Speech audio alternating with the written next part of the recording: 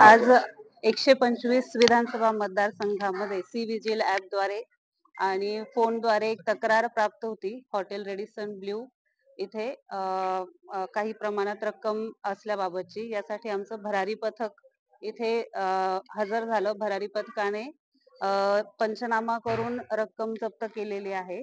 रक्कम 1,98,00,000 इतकी रक्कम आज जमा केलेली आहे आणि ती रक्कम ट्रेजरीमध्ये आम्ही जमा करत आहोत.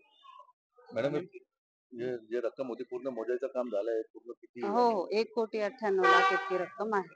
कोणाचे होते, काय होते? जयंत साठे म्हणून त्यांच्या ताब्यात होती ती रक्कम. ते त्यांच्याच नावे रूम आहे आणि त्यांचेच असल्याचं त्यांनी कबूलही केलेलं आहे की रक्कम त्यांचीच आहे. नाही, आता ही रक्कम आपण ट्रेजरीत जमा करतो.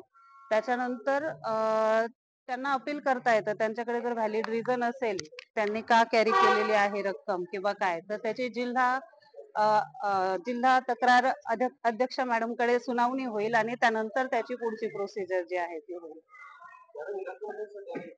त्याचं त्यांनी बिझनेस साठी आणलेले असं कारण दिलेलं आहे, पण त्याची डिटेल इन्क्वायरी अजून झालेली नाही. पण मॅडम, अशी नाही, माहिती मिळाली आहे का सत्ताधारी पक्षाचे जे नाशिकचे प्रभारी होते त्यांच्याकडेच ही रक्कम मिळाली? नाही, अशी काही माहिती आमच्याकडे नाही. ह्या व्यक्ती ठाण्याचे आहेत. त्यांनी जो पत्ता दिलेला आहे तो ठाण्याचा आहे आणि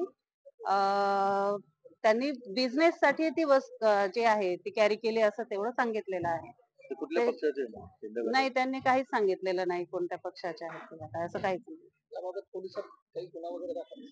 नाही, गुन्हा नाही. आधी रक्कम जप्त केलेली आहे, त्याच्यानंतर पुढची प्रोसिजर होईल. मग एवढी मोठी अमाऊंट त्यांनी कशासाठी आणली होती नाशिक? त्यांनी फक्त बिझनेस असं सांगितलेलं आहे. त्याची डिटेल इन्क्वायरी होणं बाकी आहे. बाकी हे नाही सांगितलेलं काही. आपलं नाव मॅडम? मी सुनीता कुमावत, सहाय्यक निवडणूक निर्णय अधिकारी 125.